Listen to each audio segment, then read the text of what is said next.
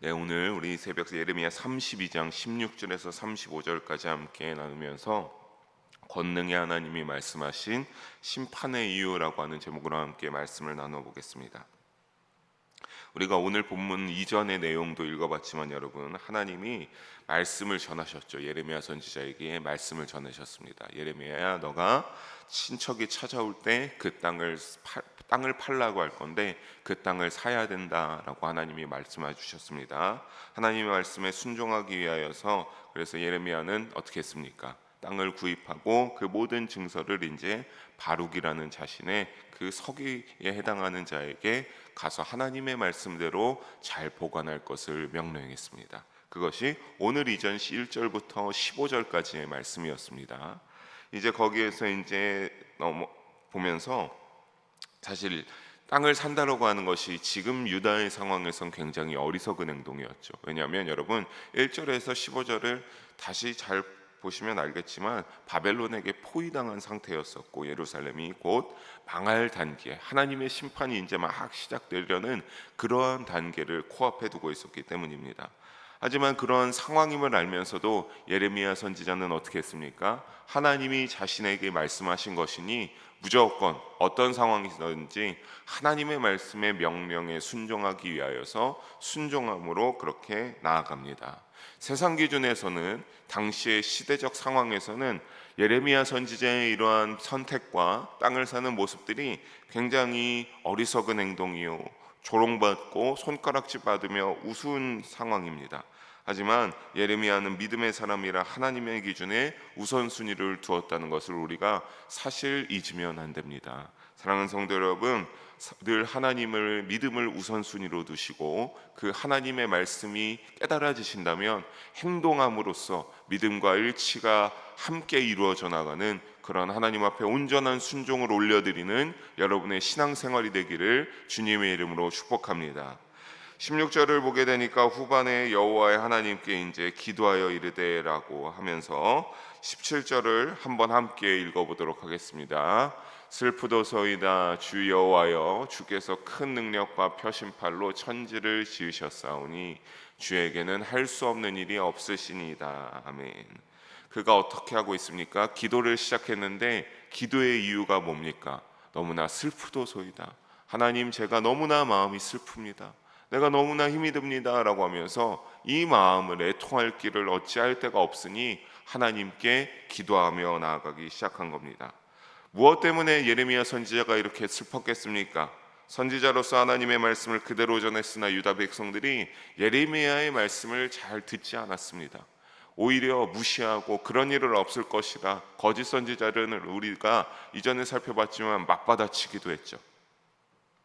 그런 것을 보면서 그 자신이 하나님의 말씀을 온전하게 전하는데도 동족들이 배척하는 상황에도 너무나 슬픔이 컸습니다. 이어서 예루살렘이 바벨론에 포위되어 있는 이 상황을 보면서 하나님의 말씀이 정말 그대로 이루어지는구나, 멸망하겠구나, 이 예루살렘의 모든 것이 무너지겠구나 라고 하는 것을 보면서 그는 너무나 하나님의 말씀의 이루어짐을 보면서 또 슬픔이 찾아왔습니다. 이 슬픔을 극복하기 위하여서 어떻게 하고 있는 겁니까? 그러니까 이 모든 슬픔을 극복하기 위해 하나님께 기도하며 나아갑니다.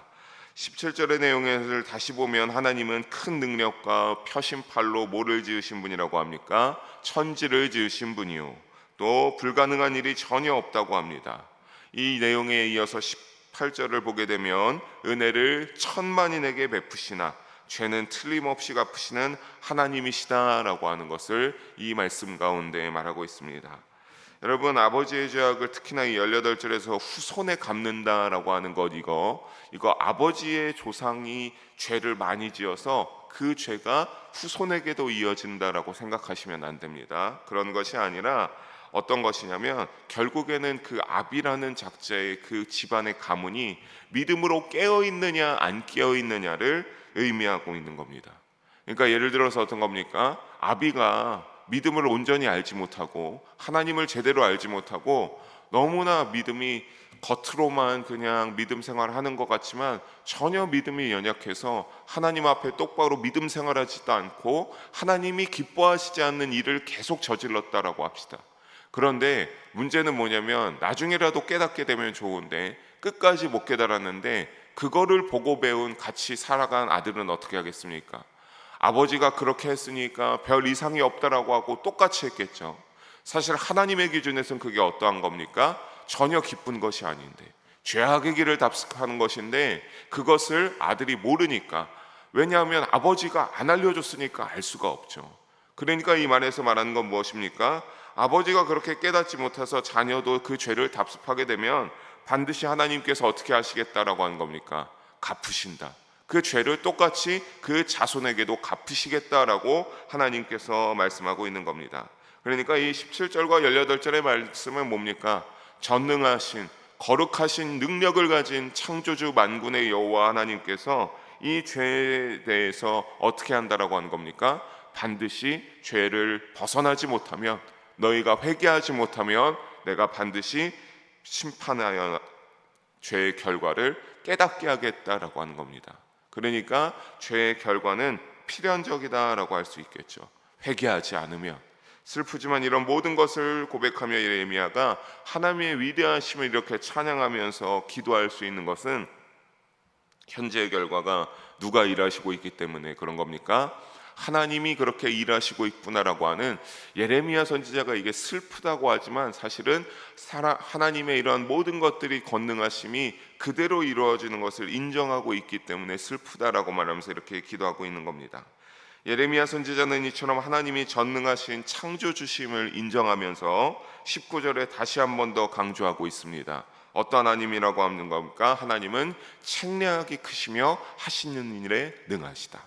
그리고 마지막에 보면 인류의 모든 길을 주목하고 그의 길과 그의 행위의 열매대로 보응하시나이다 라고 그렇게 창조주의 그런 모든 것들을 말씀하고 있습니다. 그러니까 어떤 겁니까? 앞절과 비슷하죠. 끝까지 죄를 깨닫지 못하면 모든 그러한 권능의 창조주가 되시는 하나님께서 어떻게 하시겠다라고 하는 겁니까? 언젠가 의인과 악인을 구분지어서 언젠가 그 맺힌 열매대로 보응을 따르게 하겠다라고 하나님이 말씀하고 있음을 예레미야가 다시 한번 기도 가운데 인정합니다.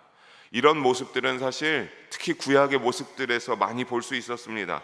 이스라엘의 역사 가운데서 많이 볼 수 있었습니다. 죄를 짓고 온전한 회개가 하나님의 인내 시간 가운데 이루어지지 않으면 죄의 결과로 심판을 내리시는 모든 모습들, 우리가 구약의 많은 것들 가운데서 잘 볼 수 있는 모습들입니다. 일례로 모세도 그래서 놋뱀을 통하여서 하나님께 도움을 청하며 구원하려고 하지 않았습니까? 남은 백성들 독의 백에서 해소하여 준 것처럼 이제 죄를 지어서 그 죄를 끝까지 회개하지 않으면 하나님의 심판이 일어난다라고 하는 이 구약의 모든 말씀들을 잘 드러나고 있는 대목입니다. 대표적인 예를 근데 예레미야 선지자는 다음에 하나님 앞에 기도하면서 말합니다. 우리 20절과 22절까지 함께 한 목소리로 읽어보도록 하겠습니다. 주께서 애굽 땅에서 표적과 기사를 행하셨고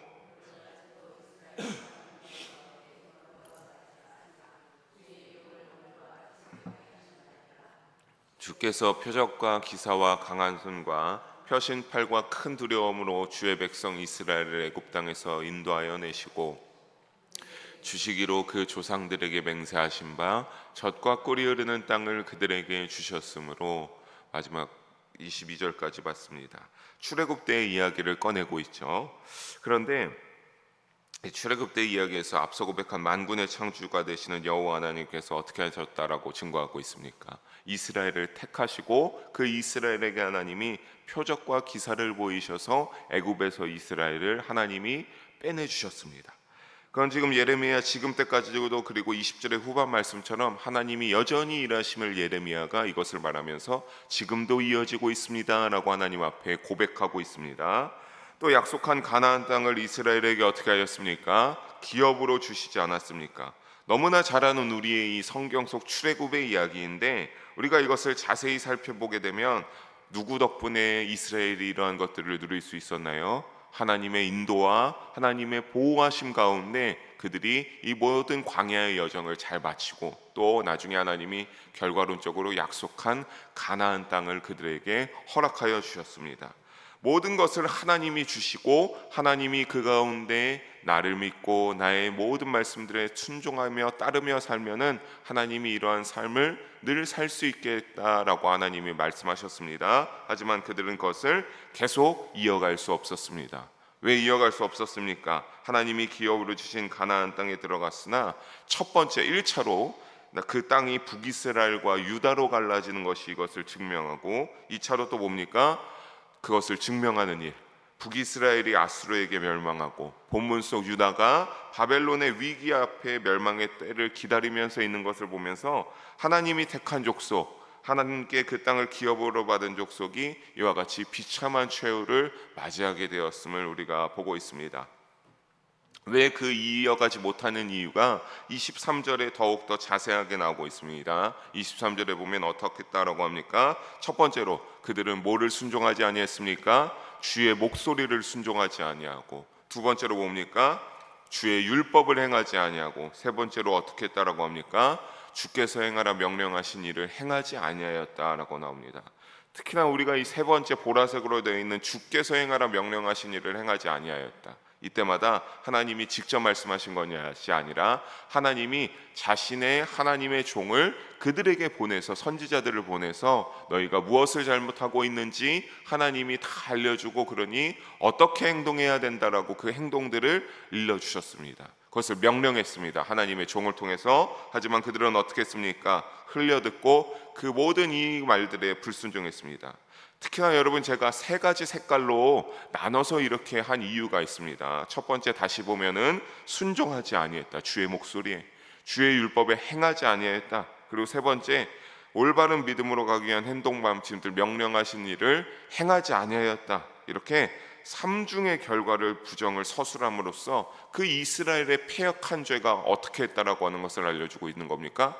정말로 최고의 절정의 극에 달해 있다라고 하는 것을 이 세 가지를 나열하면서 부정적인 그들의 죄악의 모습을 보면서 굉장히 심각했음을 알려주고 있습니다.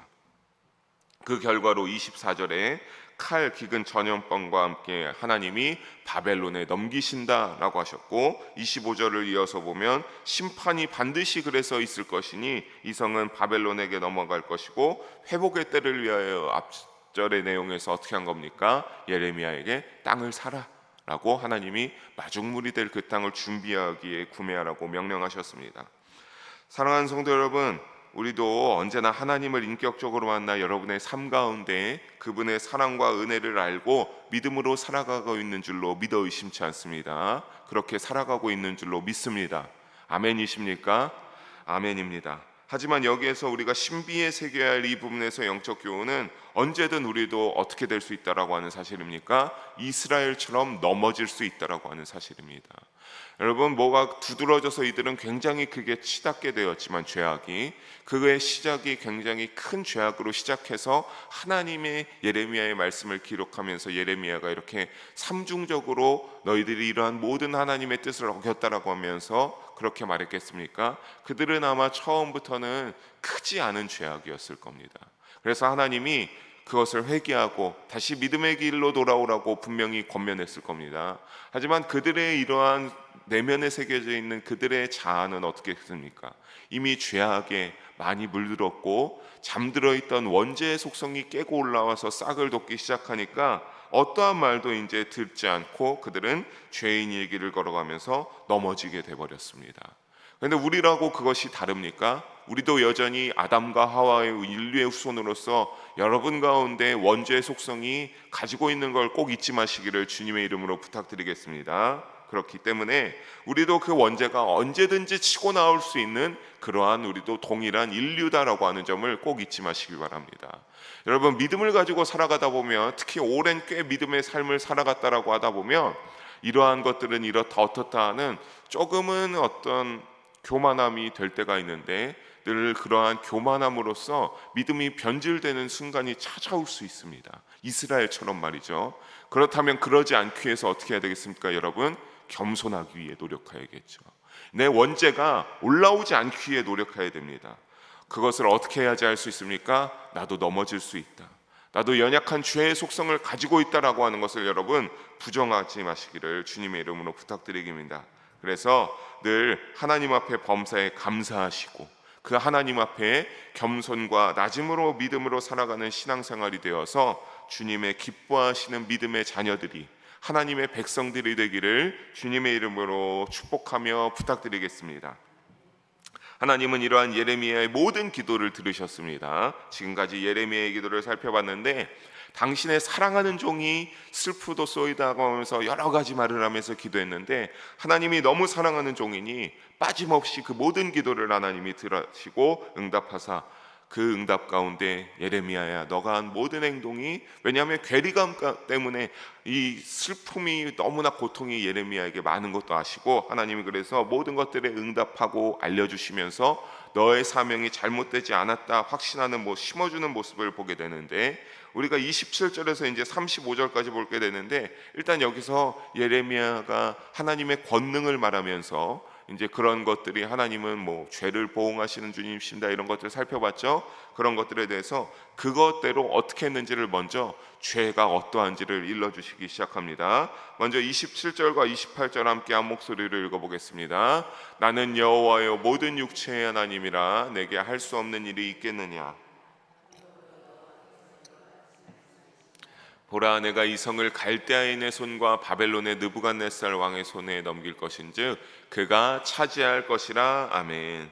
여러분, 27절에 하나님이 직접 어떠하다고 합니까? 자신의 하나님의 전능하심을 하나님이 예레미야에게 직접 밝히고 있습니다. 그러면서 말씀하시기를 반드시 예루살렘을 어떻게 합니까? 바벨론의 느부갓네살 왕의 손이 차지할 것이다 라고 하나님이 예레미야에게 알려줍니다. 즉 이 말은 뭡니까? 하나님께서 반드시 어떻게 했다? 예루살렘을 멸망시키겠다라고 하는 의미를 가지면서 동시에 전능하신 하나님의 섭리와 작정의 결과임을 하나님이 예레미야에게 보여주고 있습니다. 따라서 예레미야에게 너는 이 모든 상황과 나의 뜻을 순종해야 된다라고 하나님이 27절과 28절의 말씀을 통해 알려주고 강조하고 계신 것입니다. 하나님이 왜 이렇게까지 하시겠습니까? 우리 29절과 30절을 보면 나오고 있습니다. 29절에 보면 어떻다고 합니까? 이 성읍에 불을 놓을 건데 그 불을 통해서 뭐를 태운다고 합니까? 바알에게 분향하며 다른 신들에게 전제를 드려 나를 경노하게 한 집들을 사르겠다. 이 불을 통하여서, 그래서 30절을 보면 어떤 것이 알 수 있죠? 이스라엘의 자손과 유다 자손이 예로부터 내 눈앞에서 악을 행하였을 뿐이라. 그것은 어떤 악이었습니까? 그의 손으로 만든 모든 것을 가지고 나를 경노하게 한 것뿐이다. 그러니까 그들이 열심히 우상을 만들어서 우상을 섬기는 일에 하나님이 이같이 경노하게 했다, 하나님이 화가 나셨다라고 하는 겁니다. 바알과 다른 신들의 우상을 그래서 불사르겠다라고 합니다. 하나님은 31절을 그래서 이어서 보면 예루살렘 성등이 늘 하나님 가운데 뭐를 일으켰다라고 합니까? 노여움과 분만 일으켜서 내가 내 앞에서 그것을 옮기겠다라고 말씀하십니다. 여러분, 이 내가 내 앞에서 옮기겠다라고 하는 말은 어떤 거냐면 이제 너희의 터전을 빼앗겠다라고 말씀하신 겁니다. 이전에 늘 예레미야를 통해서 선포하신 말씀, 너가 끝까지 죄악을 깨닫지 못하면 너희에게 성전이 있을지라도 그 성전이 부서지면 너희가 심판을 면치 못할 것이다 라는 그 예언의 말씀대로 하나님이 이것을 옮긴다라고 하는 것, 거기를 이제 다 황폐화시켜서 너희의 터전을 예루살렘에서 어디로 옮기겠습니까? 바벨론으로, 포로로 끌려가게 옮겨버리겠다라고 말씀하시고 있습니다.